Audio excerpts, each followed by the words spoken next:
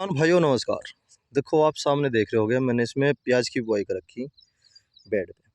इसकी बुआई का तरीका मैंने ये अपनाया आपका 12 इंच पे तो खूंट से खूंट की दूरी है।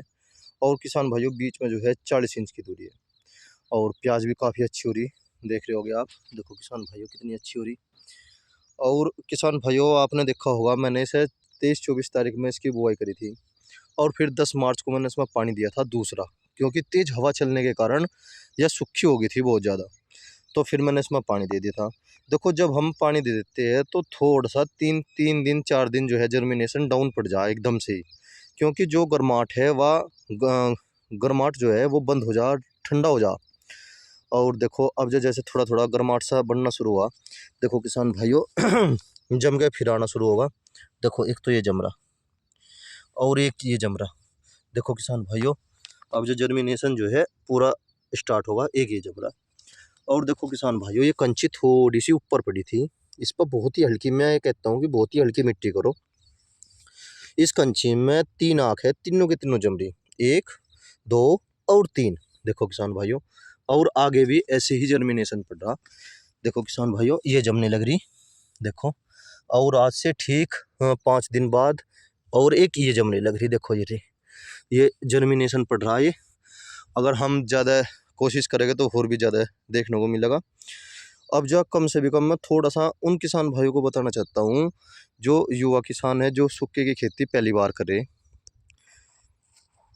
किसान भाइयों जैसे मैंने इसमें पानी दिया, 15 दिन के गैप से मैंने दूसरा पानी दिया, हल्की मिट्टी थी इसलिए मैंने दूसरा पानी दिया। और एक मैंने प्याज बो रखी, मेरे सामने मजबूरी यह है कि मुझे फिर भी इसमें पानी ही देना पड़ेगा सह फसल में। इसके साथ साथ बता देता हूँ मैं किसान भाइयों, अगर जिस किसान मैं अपनी ही बताता हूँ, थोड़ा अनुमान लगा लियो किसान भाइयों। मैं अब जैसे मैं पानी कम से भी कम 10 दिन बिल्कुल नहीं देने का, क्योंकि मैंने इसमें 10 मार्च को पानी दिया था। अब भी देखो आल है, देखो गीलापन सा है। अब जब मैं इसमें 10 दिन बिल्कुल भी पानी नहीं दूंगा, या 10 दिन में ऐसी हो जाओगी बिल्कुल ठिंकर हो जाओगी या। और जब यह ठिंकर हो जाओगी तो इसमें से आँखें निकलनी शुरू हो जाओगी। कंची जो है बिल्कुल भी कोई सी भी ऐसी नहीं है उगड़ी पड़ी हो।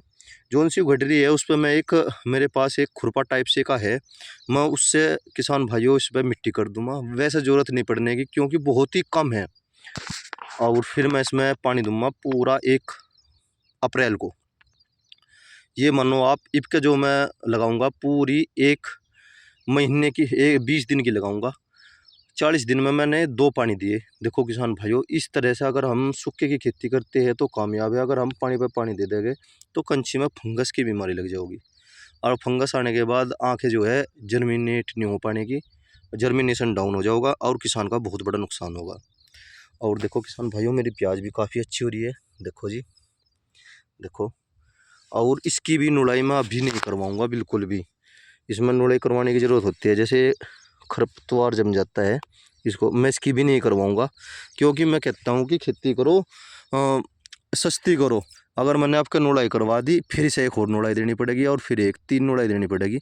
मैं इसकी 1 नुड़ाई जो है जब्त कर दूँगा, कोई नहीं करवाने का बिल्कुल भी। जब मैं ऐसे 1 अप्रैल को उसमें पानी दे दूँगा, 1 अप्रैल के बाद जब कटिंग का नंबर आता है, गेहूँ कटाई का नंबर आता है, उस टाइम पर हमारे यहाँ पर लेबर नहीं मिलती बिल्कुल भी। उससे पहले मैं एक बार इसमें को खुरपी निकलवा दूंगा और बस फिर पास है।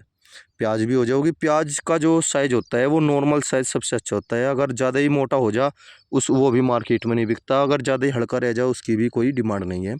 नॉर्मल, मुझे केवल नॉर्मल बनानी है और कम लागत में बनानी। देखो किसान भाइयों सह फसल की तरफ एक छोटा सा कदम है ये मेरा। आपको अच्छा लगे तो बता, कमेंट्स करके बताना। जय किसान।